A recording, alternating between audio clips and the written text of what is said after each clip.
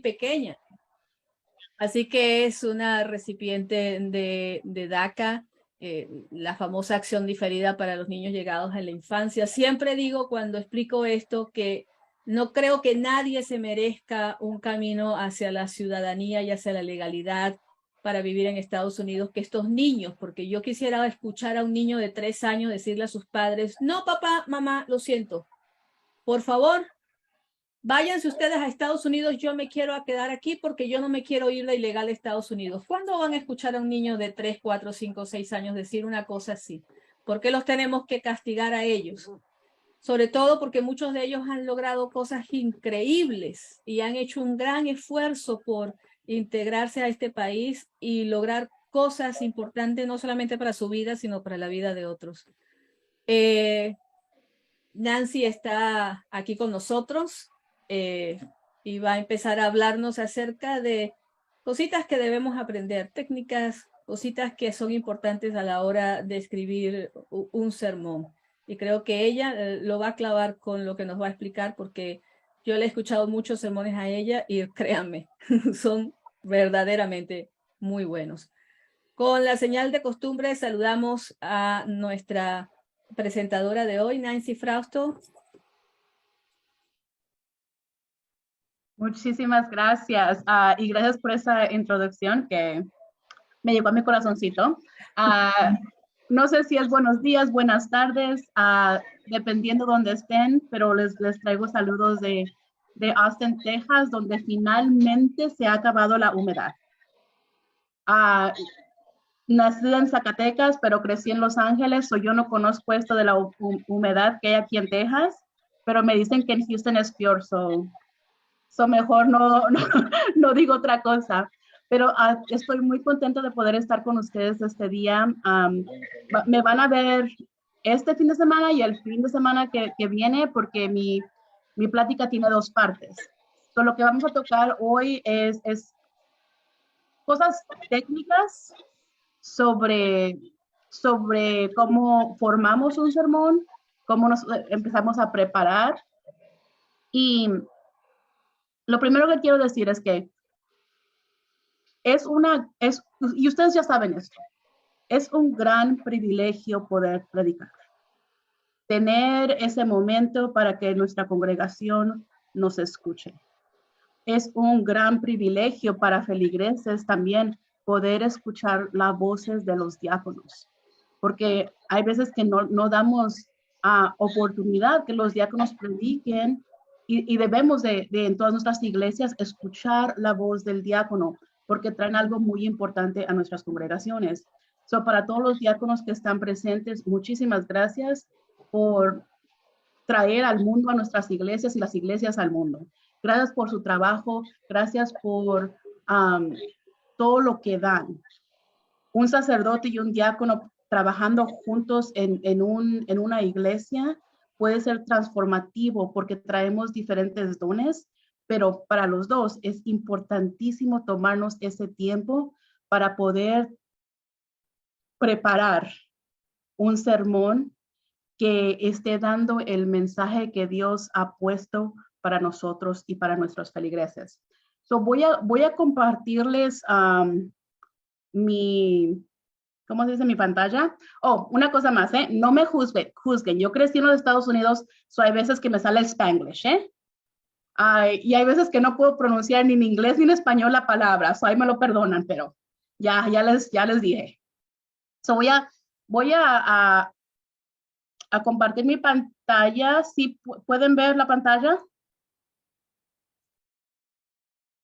Ok, me parece que dijeron que sí. Sí, se ve.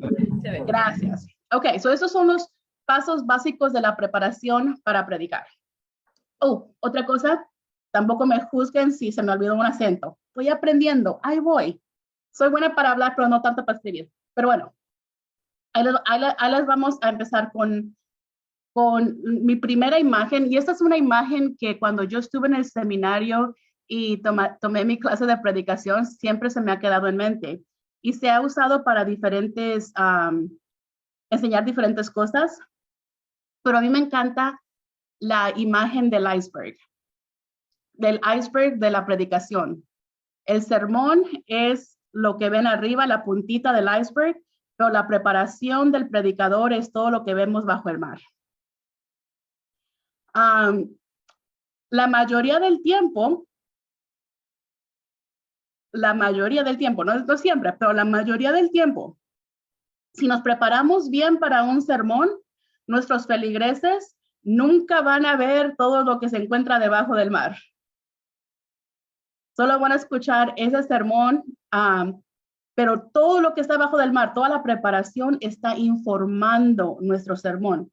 So, lo que quiero hacer en estos minutos que tengo con ustedes es darles algunos puntos de los cuales yo he encontrado que son parte de la preparación de mi propia forma de predicar. Y quiero dejar tiempo para preguntas y conversación. Porque solamente porque una persona lo hace de esta manera, no significa que hay diferentes formas también de hacer esta preparación. ¿Okay? So, lo primero y lo más básico de la preparación de nuestros sermones. Y veo que están agarrando sus lápices. Muy bien. Lo primero que tenemos que hacer es la oración. Ya sabía ya lo sabían ustedes, pero nunca puedo decir lo suficiente, lo importante que es la oración. Y déjenles digo por qué. Durante el ministerio, cuando estamos trabajando en el ministerio, hay tantas cosas, especialmente en algunas de nuestras congregaciones latinas, que siempre andamos en urgencia. Siempre andamos que, ¿cómo se va a hacer esto? ¿Cómo se va a hacer aquello? Y falta para los biles de esto, falta para aquello. Que hay veces que se nos olvida orar. A todos. No hay persona que no haya una vez o dos veces que no se le pase. Les repito, la predicación es un gran honor y tenemos que tratarla de esa forma todas las semanas, todas las veces que nos toca predicar. Y por eso el empezar con la oración siempre es importante. Para mí, lo que se me ha hecho parte de mi forma de prepararme es cuando yo sé que ya viene mi día para predicar, una semana o 2 semanas antes de ver las escrituras que me tocan para ese día, le hago, ok, Diosito, ¿qué es lo que quieres que escuche tu pueblo? Y esa oración, literalmente oración, es la que repito una y otra vez. Ok, Diosito, ¿qué es lo que quieres que escuche tu pueblo? Porque yo personalmente me tengo que recordar que esta predicación no es lo que yo quiera que escuche el pueblo de Dios. Es lo que Dios quiera. So, la predicación, para prepararnos para la predicación, empezamos con eso. ¿Qué es lo que Dios quiere que nosotros estemos preparando? Vamos a pasar la mayoría de este tiempo aquí abajo del mar. Y no sé pronunciar bien esta palabra ni en inglés ni en español, pero el exegesing, el exegesis, y ahí me corrigen ustedes. Pero exégesis. De nuevo, exégesis. Exégesis. Exégesis. Yes. Cuando se acabe esta plática, lo voy a repetir 1000 veces. Exégesis. El exégesis que tenemos que hacer, les tengo como 3 o 5 pasos. Bueno, 3, 4, 5 pasos para cada uno de esos. Okay. Estos son los pasos que para mí han sido importantes cuando preparo mi sermón. El contexto, el escritor, la interpretación de palabras y la forma que son usadas, los personajes importantes y qué ha sucedido antes y después de lo que se acaba de leer. Les repito, puede ver que hay otros pasos para ustedes que han usado, que han aprendido. Estos yo he descubierto que para mí son los más importantes cuando yo preparo un sermón. Y vamos a pasar algún tiempo en cada uno de ellos. Y después de cada uno de ellos voy a dar un tiempo para si hay preguntas o comentarios. Vamos a empezar con el contexto. Aquí es el comprender tanto las palabras que rodean el pasaje bíblico que estamos estudiando como el entorno, la historia, la cultura y los dispositivos literarios que son utilizados. ¿Okay? So, cuando estamos, que nos toca predicar, ya que hemos orado, leemos la lectura. Mi sugerencia es que la lean 1, 2, 3, 4, 5 veces. Y para mí siempre ha sido importante leer la lectura en diferentes interpretaciones. Son diferentes interpretaciones de la Biblia. Me gusta leerlo en inglés y en español. Y luego agarro no solamente Dios habla hoy, pero Reina Valera, el King James Version. Me gusta leerlo de muchas formas, porque cada vez que lo leemos en diferentes interpretaciones de la Biblia, hay diferentes palabras que saltan, hay diferentes palabras que nos agarran nuestra atención. Y eso es la primera cosa que les pido. Cuando estén leyendo la lectura, vean cuáles son las palabras que les brincan, cuáles son las imágenes. A mí me encantaba hacer en mi iglesia de San Lucas en Long Beach, cuando hacía estudio bíblico con mis feligreses, me encantaba darle 3 o 4 diferentes versiones de la Biblia y que leyeran el mismo pasaje. Y las discusiones que entrábamos después, porque uno decía una palabra, pero otro no la decía, y el por qué, eso es la preparación del exégesis que estábamos haciendo en esos momentos, porque estábamos viendo las diferentes formas del lenguaje. So el contexto siempre va a ser importante descubrir. Ahora, antes de yo hacer cualquier trabajo, los que me conocen se van a reír. A mí me gusta casi como pretender que soy detective, private detective, detective privado, y entrar casi como en ese juego de soy detective. ¿Qué es lo que voy a encontrar en esta lectura? ¿Qué es lo que está escondido? Y me gusta para mí verlo de esa forma, porque una es parte de mi personalidad que soy bien juguetona, pero también entro ya con la mentalidad que quiero ver qué es lo que está ya en la escritura, que se está escondiendo. Porque aquí hay una cosa muy importante. Hay veces que nosotros ya sabemos lo que queremos predicar sin ver lo que la lectura nos está diciendo. Entonces ahí corremos el riesgo de manipular la lectura para que quepa en lo que nosotros queremos decir. ¿Me entienden? ¿Okay? So hay veces que decimos, no, esta semana yo voy a predicar en esto porque esto es importante. No quiere decir que las lecturas no lo van a tocar, pero ya empezamos el proceso con lo que nosotros queremos, no lo que Dios nos está diciendo que el pueblo quiere escuchar o necesita escuchar, el mensaje de Dios. So, por eso yo entro casi con este juego de que soy un detective privado para descubrir lo que Dios ya ha hecho en estas escrituras, para descubrir lo que ya está allí adentro, sin yo entrar en este proceso ya con lo que yo quiera hacer. ¿Okay? ¿Entendido? Sí. ¿Alguna pregunta en alguno de eso? Estoy viendo las pantallas, a ver si hay sonrisas o no. Ok, so, ya que me puse mi gorra de detective privada, es cuando empiezo a ver el contexto. Es cuando empiezo a ver cuál es la historia, cuándo se escribió, y para eso tenemos comentarios, tenemos biblical scholars, personas académicas que han estudiado todo esto, hay recursos. Desafortunadamente, la mayoría de recursos que yo he encontrado son en inglés, pero estoy creando una lista de recursos en español para poder proveer. Si ustedes tienen comentarios, commentaries que usan ustedes o podcasts o cualquier cosa que ustedes tengan en español, por favor pónganlo en el chat para añadir esos recursos y poder mandárselos a todos.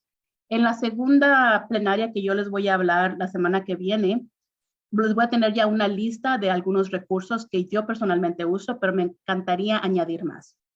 Bueno, ya que hablamos del contexto, me gusta a mí seguir con quién escribió estas palabras. ¿Okay? Porque, digamos, le damos muchísimo crédito a ¿cómo se llama este Pablo? Pero, ¿lo escribió todo él? ¿Verdad que no? Eso, tenemos que saber quién lo está escribiendo, porque lo más que conozcamos del escritor, tenemos una mejor idea de a quién lo escribió y por qué lo escribió. Otro ejemplo. Una de las escrituras que recientemente prediqué fue la de, ya no me acuerdo, fue la de Lucas, cuando Jesús dice, si alguien quiere ser mi seguidor, se tiene que negar a sí mismo, a cargar su cruz diariamente y seguirme. Todos los evangelios tienen esa parte. Y conocemos que no todo evangelio es igual. Algunos no tienen las mismas historias, pero todos los evangelios tienen esa escritura. Lucas es el único que dice diariamente. Cuando yo descubrí que Lucas era el único que decía diariamente, me puse a pensar, pues, ¿por qué? ¿Por qué Mateo? ¿Por qué Marcos? ¿Por qué no? Bueno, en Marcos estaba escribiendo esta parte en un tiempo donde literalmente todos los cristianos estaban muriéndose, los estaban matando. Lucas era unos 30 y algo años después que escribió esta misma frase. Y ya no era que los cristianos estaban muriendo literalmente, sino que él lo escribió con la perspectiva de que tenemos que diariamente sacrificarnos nosotros mismos, no en el morir, sino en lo que elegimos todos los días, diariamente.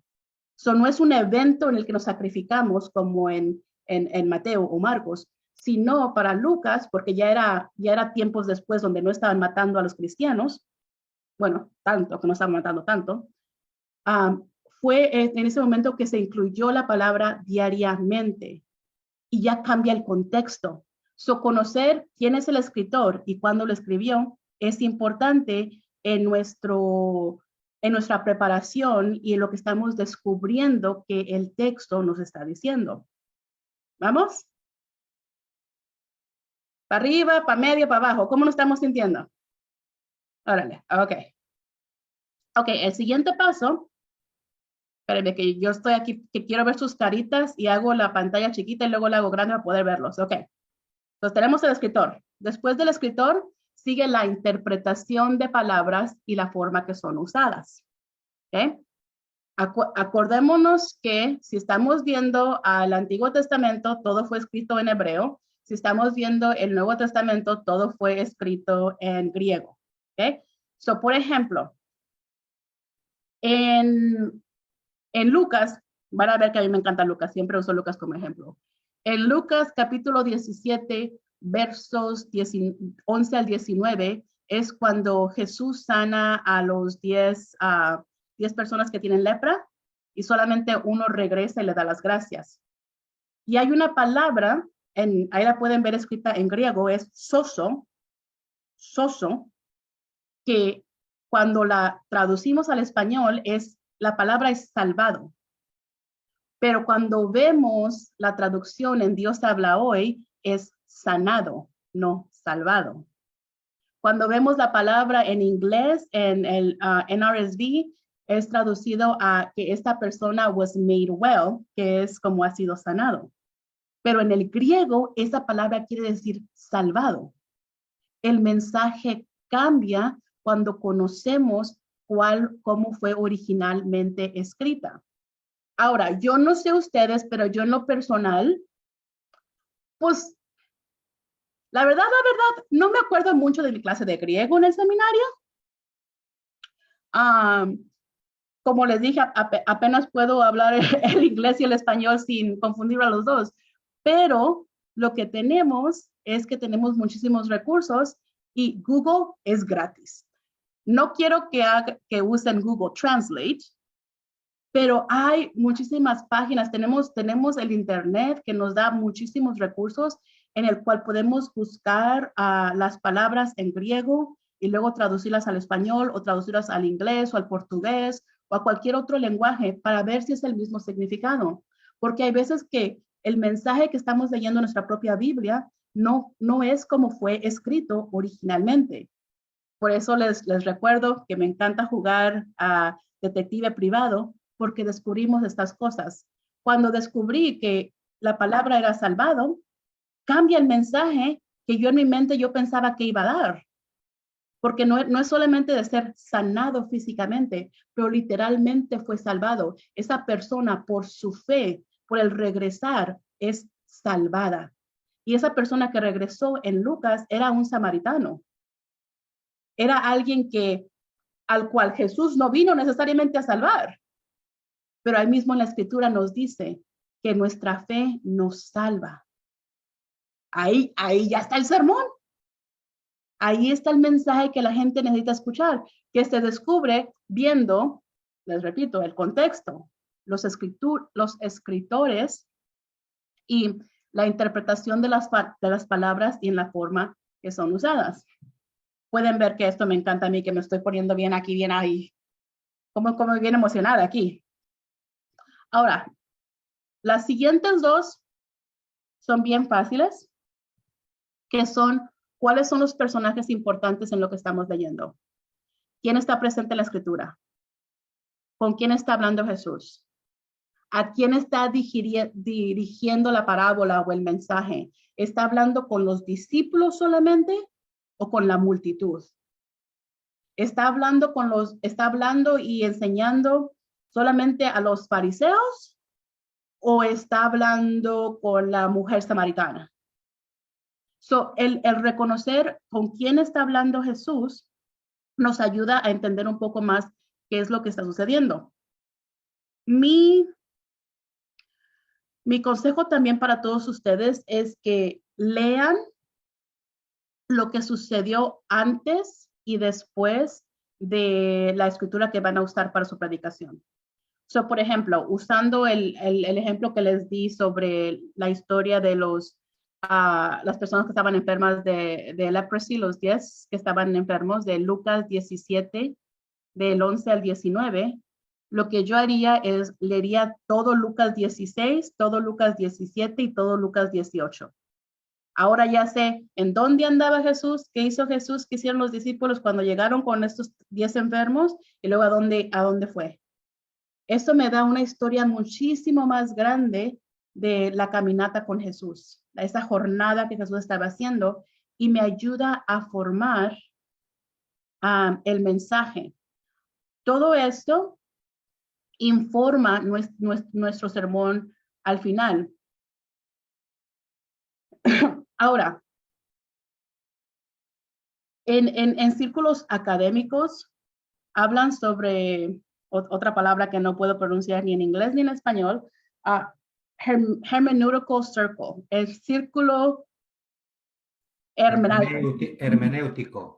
Gracias. Repítamelo. Hermenéutico. Hermenéutico, ¿verdad? Que tal vez ustedes ya han conocido, ya han escuchado sobre este círculo, que no necesariamente lo pensamos sobre él todo el tiempo, pero es una forma de hacer este mismo trabajo que yo les he presentado. El círculo habla sobre los tres diferentes mundos que tenemos que tener en nuestra mente cuando estamos estudiando las escrituras. ¿Okay? El mundo detrás de la escritura, y detrás quiere decir como, quiere decir todo el contexto, todo lo que está pasando, el tiempo. El fondo. El fondo, gracias. Está el mundo del texto, que es lo que también acabamos de ver. Y luego el tercer mundo es behind of from. ¿Cómo es de from? El mundo es detrás de y... Delante. Bueno, ¿qué era? Delante. Delante, gracias. Está el mundo detrás del texto, el mundo del texto y el mundo delante del texto. Cuando nosotros hemos hecho toda esta preparación, me salgo de aquí. Para que no vean lo que sigue la semana que viene. Cuando hacemos ya todo ese trabajo de investigadores privados y tenemos ese conocimiento del mundo detrás del texto, del mundo del texto, es cuando empezamos ya a poder formar nosotros cómo estamos viendo en nuestro propio contexto. Porque una cosa es usar todo esto y dar una lección en el púlpito. You know, yo no digo que no, pero podemos usar todo lo que descubrimos, pero no necesariamente es un sermón, sino es una lección que estamos dando, es un estudio bíblico que estamos dando a nuestros feligreses. Por eso les enseñé al principio el iceberg, porque todo lo que va a estar abajo del mar que descubrimos, eso lo vamos a usar para poquito a poquito empezar a formar cuál es el mensaje, ya usando nuestro contexto, cuál es la gente a la que estamos predicando. Es diferente cómo formamos un sermón dependiendo a la gente que lo va a escuchar. Por ejemplo, cuando yo estaba sirviendo como sacerdote en una iglesia salvadoreña, y este es un ejemplo simple, pero espero que me lo entiendan. Cuando yo estaba sirviendo en una iglesia salvadoreña, el poder aprender algunos de los contextos culturales, hasta de la cocina, sobre el pueblo salvadoreño, me ayudaba a poder formar un sermón que se pudiera entender mejor, porque yo no estaba hablando de mi contexto mexicano, sino de un contexto salvadoreño. Es importante conocer al pueblo que va a escuchar nuestro sermón. Otro ejemplo, cuando predico en inglés y predico en español, mi mensaje puede ser el mismo. La forma que doy mi mensaje es diferente. Si estoy dando mi sermón en inglés y pongo a hablar, por ejemplo, de la música de Frank Sinatra y cómo nos mueve, y hablo de Frank Sinatra, no voy a usar ese mismo ejemplo en mi comunidad latina, que es que la mayoría es mexicana. En vez de hablar de Frank Sinatra, voy a hablar de Vicente Fernández. Pero ven cómo el contexto importa, y es importante conocer a la gente a la que vamos a predicar. No siempre es posible, porque hay veces que nos invitan a predicar a diferentes lugares. Cuando ustedes son invitados a predicar a un diferente lugar, es importante hacer algunas preguntas. ¿Cuál es la mayoría de la gente que va a estar aquí presente? ¿Cuáles son sus edades? Cuéntame un poco más. De nuevo, repito, el trabajo que hacemos para descubrir lo que ya está en el texto es igual como el descubrir quién es la gente que va a escuchar nuestro sermón, porque eso va a informar cómo empezamos nosotros a crear nuestro sermón. Esto es mucho trabajo y no siempre tenemos todo el tiempo para poder hacer todo este trabajo. Pero si poco a poco empezamos a hacer este trabajo, va a llegar el momento que ya tenemos la información y ya es parte de nuestro ser, y ya no se va a tomar tanto tiempo el descubrir estas cosas. Claro, siempre es bueno seguir estudiando la Biblia y seguir estudiando los contextos, pero ya no va a tomar tanto tiempo. Al principio sí toma tiempo, y es importante porque debe de tomar tiempo. Les repito, este es un privilegio. Pero ya que tengamos toda esa información, ya nos podemos sentar a nuestra computadora y de nuevo empezar con la oración. Diosito, ¿cuál es el mensaje que quieres que escuche tu pueblo? Una y otra vez. Y no sé explicarlo, y yo sé que ustedes, como personas que ya han predicado, conocen este momento cuando el Espíritu Santo como que nos avienta el zapato y nos pega en ese momento. Y sabemos cuál es el punto, que tal vez es completamente diferente a lo que teníamos al principio, pero ese es el movimiento del Espíritu Santo. Pero tiene que llegar con la oración y con el trabajo que hacemos antes para preparar y estar preparados cuando nos sentemos ante nuestra computadora y empezamos a cliclear. O si son como yo, a nuestro papel y nuestra pluma y empezamos a escribir. Estos son los pasos básicos que les traigo hoy. La semana que viene vamos a hablar sobre las diferentes formas de sermones.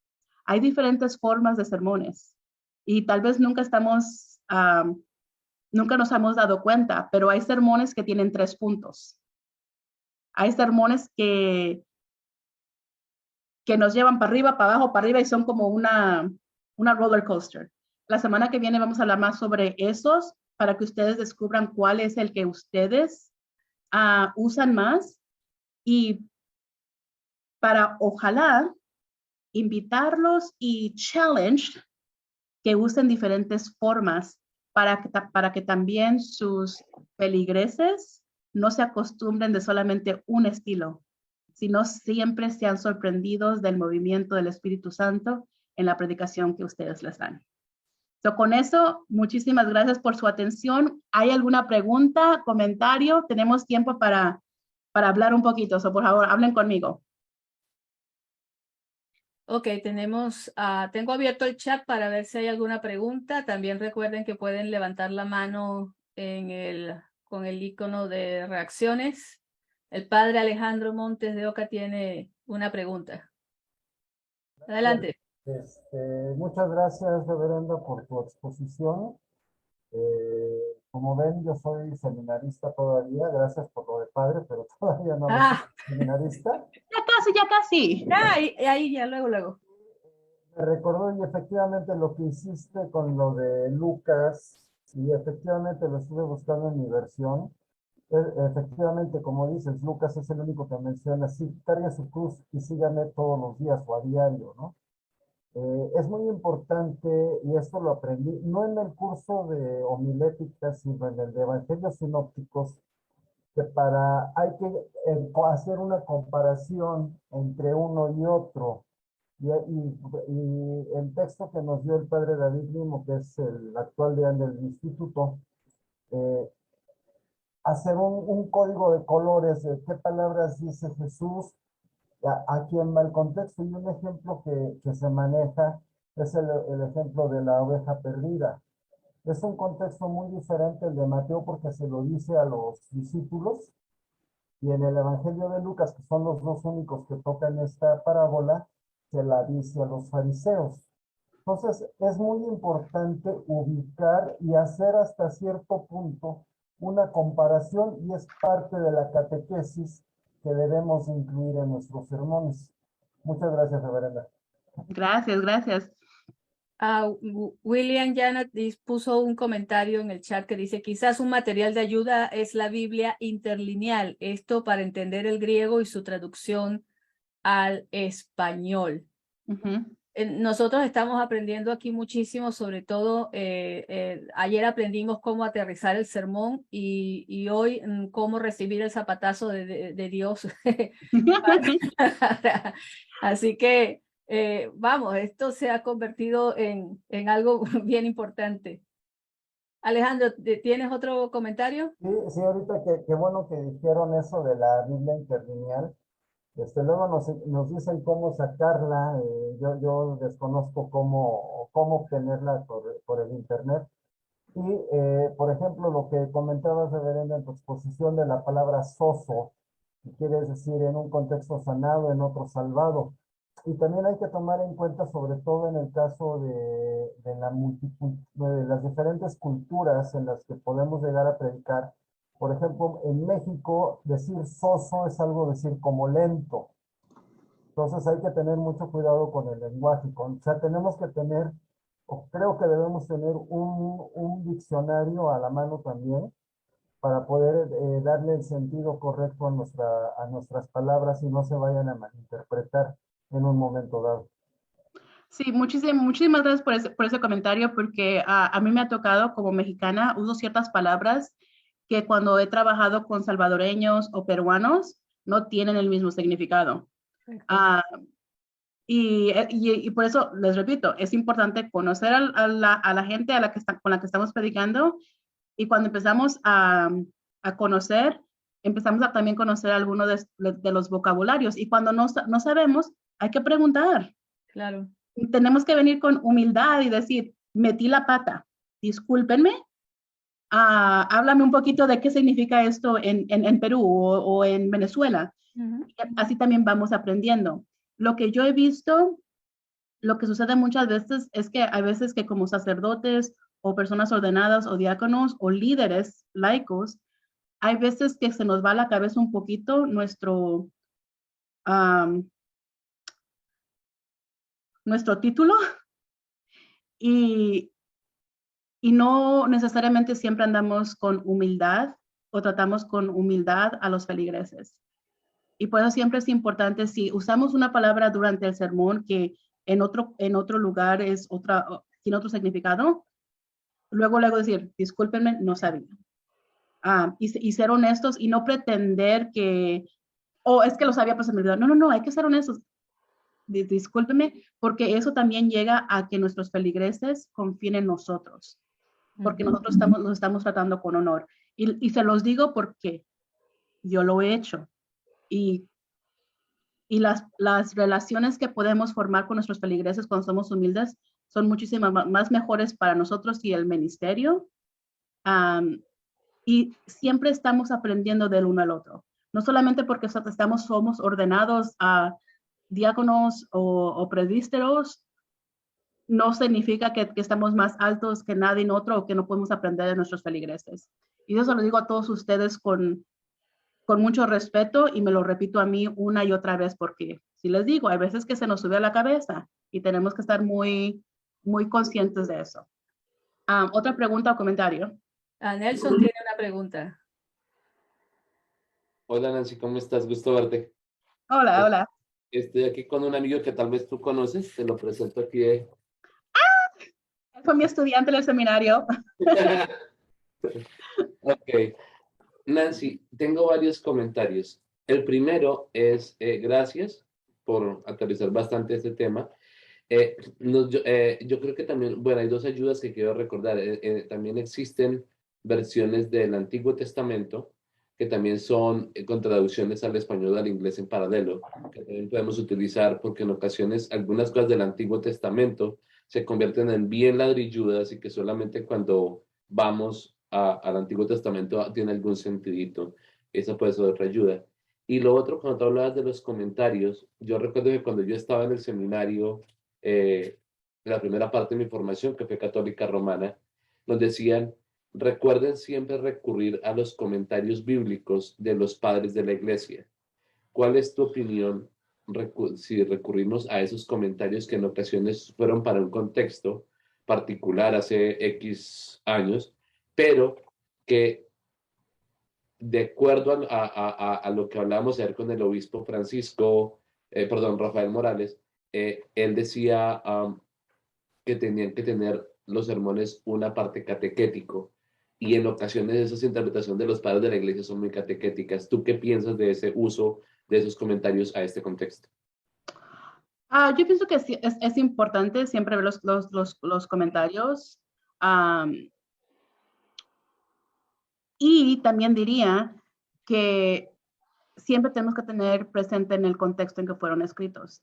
Por ejemplo, a mí me encanta usar comentarios que son ya más, digamos, comentarios de la perspectiva latina mujerista. Me gusta usar comentarios que vienen de la perspectiva indígena, porque eso está agrandando las perspectivas que yo estoy tomando para preparar ese sermón. Tal vez ninguna de esas perspectivas lleguen al sermón final, pero están profundizando mi entendimiento y eso va a salir en diferentes formas, va a salir en diferentes predicaciones tal vez o en estudios bíblicos. Los comentarios son importantes para profundizar. Gracias. Les dije. Los comentarios son importantes para profundizar nuestro propio aprendizaje y sí podemos podemos y debemos en ciertos tiempos usar algunas de esas cosas en nuestro sermón final.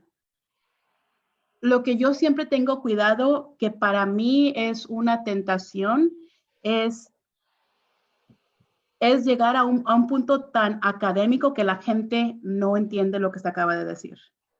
No estoy diciendo que nuestro pueblo sea tonto, para nada. Pero para mí, igual que es importante traer las palabras de los padres de la doctrina, los de, Agustino y todos aquellos, así igual tan importante que son las palabras de ellos, también es la palabra de nuestro pueblo. La teología de nuestras abuelitas. La teología del pueblo que va caminando. Para mí es importante ver las diferentes perspectivas que nos traen, la diferente teología que hay, la teología de liberación. No siempre estoy de acuerdo con todo, pero las perspectivas me ayudan a formar algo para dar al pueblo. No sé si necesariamente eso te da una respuesta, Nelson, pero yo pienso que los comentarios bíblicos son importantes y lo más que podemos añadir a nuestra mente, para mí siempre ha sido un regalo, porque tengo más de dónde agarrar información y me dirige a diferentes formas que solamente yo, Nancy, no podría. Por la perspectiva de diferentes personas y diferentes contextos, me ayuda a encontrar diferentes formas de explicar algo y predicar el mensaje de amor y el mensaje de vida que Dios nos da para nuestro pueblo. Genial. Reverenda Maribel. Muchas gracias y buenas tardes, Reverenda Nancy, qué gusto verte siempre. Hola, hola. Y gracias por todo. Mi comentario pregunta es que nosotros que tenemos una comunidad de fe donde estamos sirviendo por mucho tiempo y conocemos mucho la comunidad, en mi caso, diferentes países, pero al conocer tanto la comunidad, es posible que a veces, ¿cómo es que salimos de lo que Dios quiere a lo que nosotros entendemos, que es lo que la comunidad necesita escuchar? Y quisiera como volver a este punto porque muchas veces nos dejamos llevar por el que yo conozco mi gente y yo sé lo que hoy y ellos necesitan escuchar mañana con el Evangelio de Lucas y los 10 leprosos. Y yo quiero decir eso en vez de dejar que sea el Espíritu que guíe mi predicación a la comunidad. Gracias, Reverenda. Muchísimas gracias por esa pregunta. Es una pregunta tan buena y yo pienso que es una pregunta que todos nosotros como predicadores tenemos que hacernos cada semana o cada vez que vamos a predicar.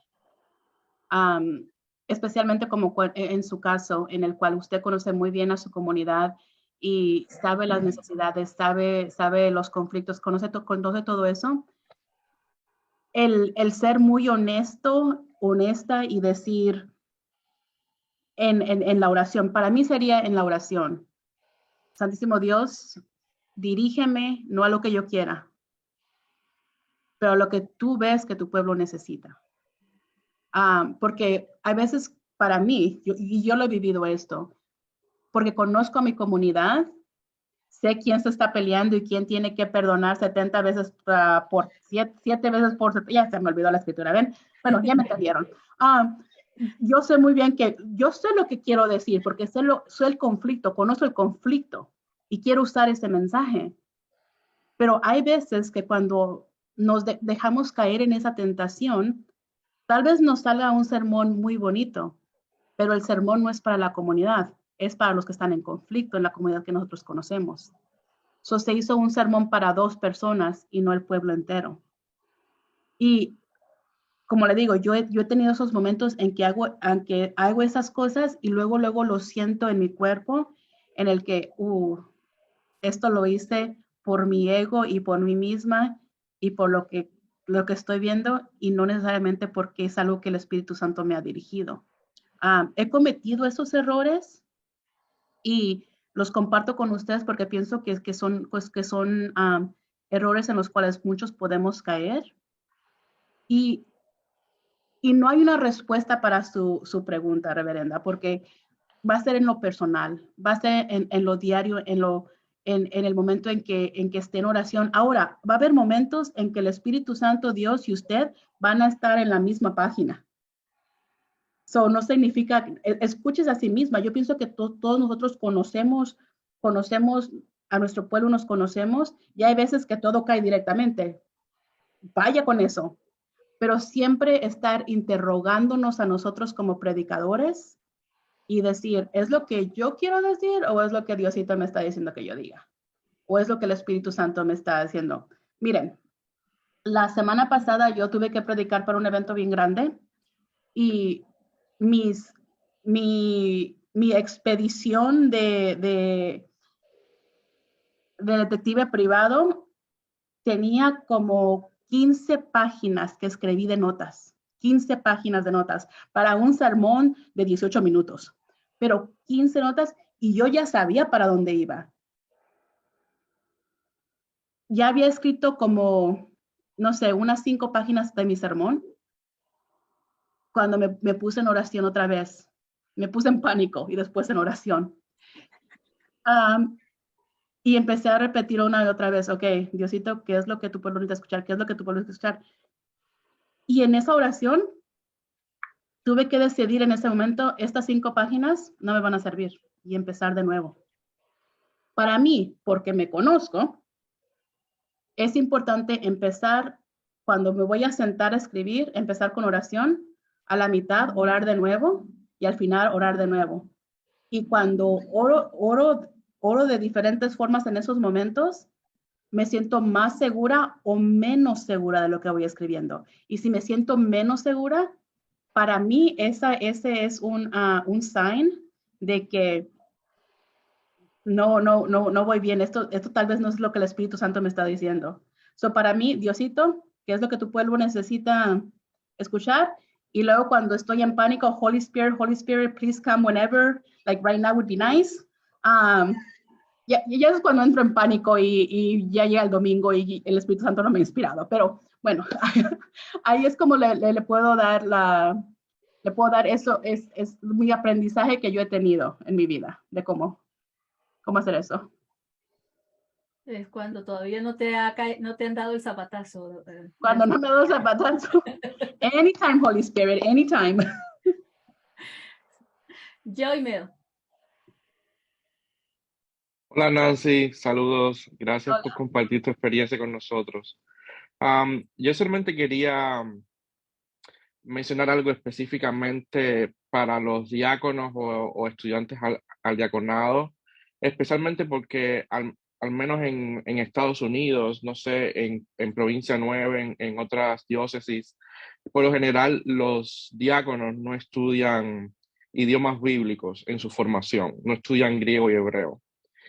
Y no quiero que se malinterprete la idea de que el acceso o el conocimiento de esos idiomas bíblicos es indispensable para hacer una exégesis como debe ser. Yo creo que en tu presentación tú mencionaste otras muchas herramientas para las cuales no hace falta el conocimiento del griego y del hebreo, y que están ahí específicamente para construir esa parte inferior del iceberg en preparación para el sermón, como ver los personajes, como ver el contexto del texto, como ver palabras claves en el texto, como ver qué cosa sucedió antes y después del texto del cual estamos predicando. Todas esas son herramientas exegéticas que están a la mano y que no hace falta tener un conocimiento del hebreo y del griego para ir profundo en esos textos y para intentar descubrir ahí qué cosa es lo que Dios quiere que compartamos con el pueblo de Dios. Solamente quería decir eso porque quizás muchos diáconos que no han estudiado griego y hebreo van a decir, bueno, y ahora como yo pronto empiezo a estudiar griego y hebreo para poder hacer estas cosas. No es indispensable. Hay otras muchas herramientas que tú describiste que están ahí a la mano y que se pueden hacer en nuestro propio idioma. Sí, gracias. Sí, gracias por ese comentario, porque sí quiero decir, es muy cierto. no es indispensable, solamente es una parte, es un recurso, es una cosa que se puede usar. Yo como sacerdote no tomé hebreo en el seminario, tomé un semestre de griego, que les repito que no me acuerdo mucho. Esto no es algo que yo uso todo el tiempo, pero también con el internet tenemos acceso a muchas redes de web que nos pueden ayudar con esto o programas. No es que tengan que ser expertos en hebreo o en griego, pero sí hay formas de hacerlo. Tampoco les digo que lo hagan todo el tiempo, pero tal vez un día les va a tocar o lo van a escuchar y es bueno saber que se pueden usar algunos de esos recursos, pero igual como se comentó ahorita, no es necesario que los se pongan a estudiar ahorita o ningún día, porque los recursos ya existen y hay muchas otras formas de poder construir ese sermón. Pero muchísimas gracias, tienes mucha razón. Bueno, me voy a colar ya que no hay ninguna mano levantada ni ninguna otra pregunta en el chat para yo hacer una pregunta. Bueno, prefiero darle paso al padre Fabio Sotelo, que tiene la mano levantada. Adelante, padre Fabio. Buenas tardes a todos. Espera que me vean la cara aquí. Nancy, ante todo, gracias por tu aporte. Valioso, como siempre, valiosísimo. Mi comentario tiene que ver, pronto si quieres hablar un poquitín de eso, cómo la predicación debe, para mantenerse siempre como una buena nueva, por ejemplo, en el siglo XXI donde estamos, cómo debe ser siempre una predicación liberadora, de buena noticia, mantenerla como siempre una buena noticia, no opresora, colonialista, machista, dominante, ¿no? Sino es como una palabra que se abre a cuestionar los sistemas de opresión de nuestras comunidades. No es solamente el afirmar, y de ahí viene la hermenéutica bíblica del contexto donde nos encontramos, de cómo esa palabra debe golpearse como una piedra para que se abra a la realidad opresiva en que viven nuestros pueblos, ¿sí? Y tiene que hacer un trabajo muy profundo porque tiene que a veces, tiene que hacer un proceso de adaptación. Nosotros tenemos que trabajar muy fuerte con textos profundamente machistas, ¿no? Y cómo llevarlos a un contexto sin cambiar el sentido del texto, pero llevarlos a un contexto liberador y que se encuentre una novedad en el mensaje, que no siga siendo una repetición de lo mismo. ¿Algún comentario a ese nivel? Hay mucho que decir con este comentario. Quiero formar. Sí, siempre tenemos que predicar. Se predican las buenas nuevas, siempre. El contexto es importante conocerlo y no usar frases o conceptos que han herido a la gente, porque eso no es bueno. En muchas formas. Para mí, y disculpen que siempre lo tengo que traer a lo personal, pero es la forma que yo he aprendido para mí y les ofrezco como un ejemplo. Tal vez no sea igual para ustedes. Pero para mí siempre es estar muy firme en cuál es mi teología. ¿Quién es Dios para mí? ¿Quién es Jesús para mí? Cuando yo estoy firme en lo que es la buena nueva, puedo predicar de ahí siendo informada con todos los comentarios bíblicos que he leído, con toda la información que he excavado en el texto, pero yo estoy firme en lo que es mi teología. Ahora, cuando yo veo lo que creo en mi ser y entro en oración, puedo preparar un sermón que para mi contexto es liberativo, pero tenemos que tener mucho cuidado en lo que pensamos que es liberativo, porque algo es liberativo, lo que puede ser liberativo para mí puede ser opresor para otra persona. Este no es el mensaje de la Biblia, este no es el mensaje de Jesús. No quiero, estoy de acuerdo con el comentario de Fabio, que tenemos que predicar de esta manera, pero regreso al tema de siempre tenemos que interrogar el por qué creemos lo que creemos, interrogar qué es lo que creemos, qué es lo que estamos creyendo que debemos de hacer, porque caemos a la tentación de seguir prácticas que son destructivas para el pueblo de Dios cuando ofrecemos una teología o un sermón que no está bien preparado o que la teología ha sido dañante para la gente. Por ejemplo, podemos ver a la teología de liberación. Es una teología creada en Latinoamérica para la liberación del pueblo.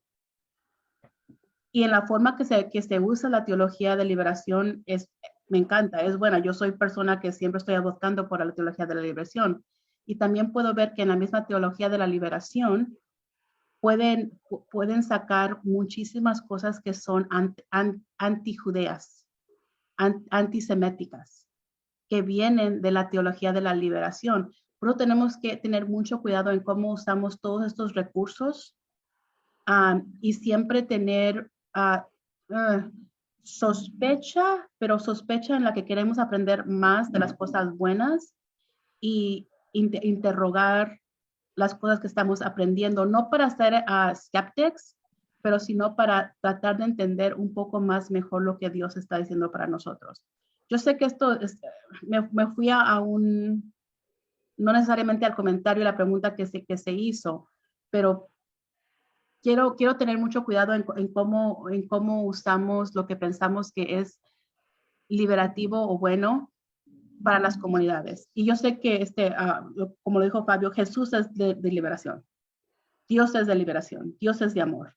Esas son las buenas nuevas. La muerte fue vencida por el amor de Dios. Todas esas son buenas nuevas que le debemos de llevar en nuestro sermón. Hay veces que nuestra gente no puede recibir este mensaje porque está viviendo una opresión tan grande. Hay veces que sí, en nuestra predicación sale la opresión porque es la realidad que la gente está viviendo. Pero en nuestro sermón siempre deberemos what's the point? Apuntar. Uh-huh. Siempre debemos de apuntar a la esperanza. Siempre tenemos que apuntar a Dios. Tal vez haya sermones que no nos hace sentir bien. Yo predico sermones que hay veces que la gente se enoja. Pero mi punto es siempre apuntar a la esperanza, apuntar al amor de Dios. A hacer esos challenges de que si estamos siendo parte de sistemas opresivos, eso es lo que de Dios tenemos que cambiar. Y esos no son sermones que hacen que la gente se sienta bien. Déjenles digo, pero son sermones que a veces debemos que predicar para poder encontrar liberación para toda persona. Repito, no creo que necesariamente contesté la pregunta que me hizo Fabio, pero les ofrezco esto. Casi nunca contesto bien la pregunta, ¿verdad? Tengo que aprender cómo contestar las preguntas mejores. Pero disculpen si los perdí en ese comentario. Pues yo creo que este es un comentario muy, muy a propósito. Bueno, y en cierto modo ya ni pregunto, es que ayer cuando el obispo Rafael Morales hablaba de cómo aterrizar los sermones, esa frase nos quedó grabada a todos nosotros. Bueno, también nos va a quedar lo del zapatazo, ya eso va a quedar como parte de la manera que estamos aprendiendo, la memotecnia de esta conferencia. Y yo te iba a preguntar justamente acerca pero creo que lo has respondido de alguna manera en lo que acabas de decir, la manera en que tú crees que siempre debemos aterrizar el sermón, es decir, concluirlo.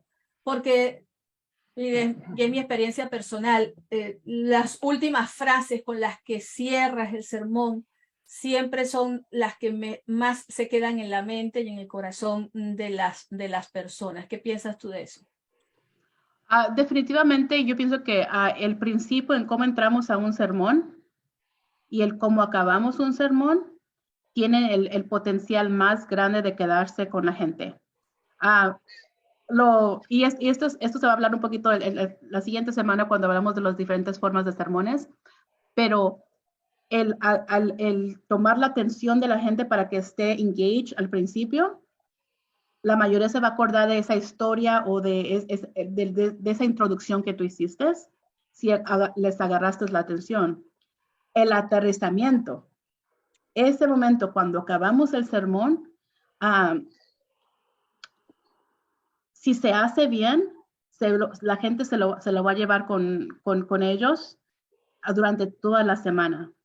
Para mí es importante que haya una conexión en cómo empiezo y cómo acabo mi sermón, para que haya esta conexión, que se van bien emocionados del final y se recuerdan de la historia que conectó todo el sermón todo junto. Para mí es importante. El aterrizar es lo principal y la conexión viene con el aterrizamiento. O siguiendo hablando como el avión, no sé si el obispo lo hizo de esta manera, pero a mí me encantó cuando yo aprendí de aterrizar el sermón, es cuando vamos en el avión y hay mucha turbulencia,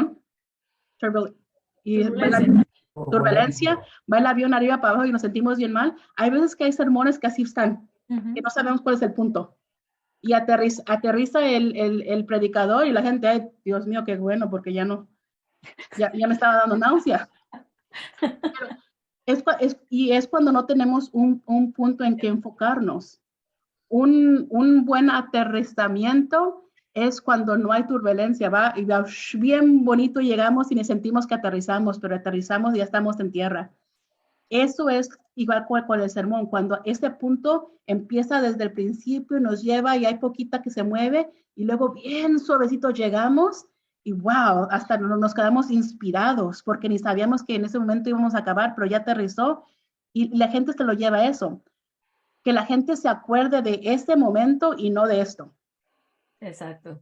Siempre tener un punto es importante. Y repito, para la semana que viene, cuando veamos las diferentes formas de predicación, voy a hablar sobre los sermones que tienen más de un punto y cómo se hace, o los que vienen con historia o poemas o música.